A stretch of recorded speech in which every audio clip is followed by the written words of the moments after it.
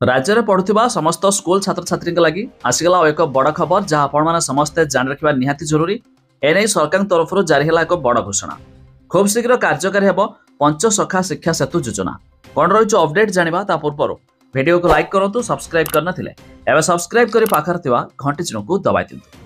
देखु राज्य में स्कूल शिक्षा व्यवस्था नवीकरण कर बदल मो स्कूल अभियान ना। खूब शीघ्र राज्य में कार्यकारी होब पंचसखा शिक्षा सेतु योजना। एने राज्य सरकार स्कूल और गणशिक्षा विभाग पक्षर विज्ञप्ति प्रकाश पाई।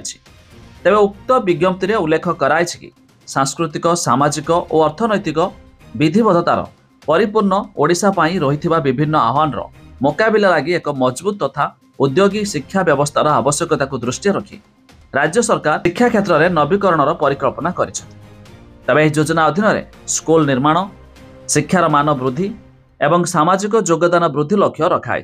तेबे खूब शीघ्र ओडिशार लागू होगाकू जाउछि पंचसखा शिक्षा सेतु योजना, जहाँकि पूर्वर थिला मो स्कूल, एबे यह बदलिबो। तबे आपण माने केउ जिल्लारू वीडियो देखुचंती ता निहाती कमेंट करी जणाबे।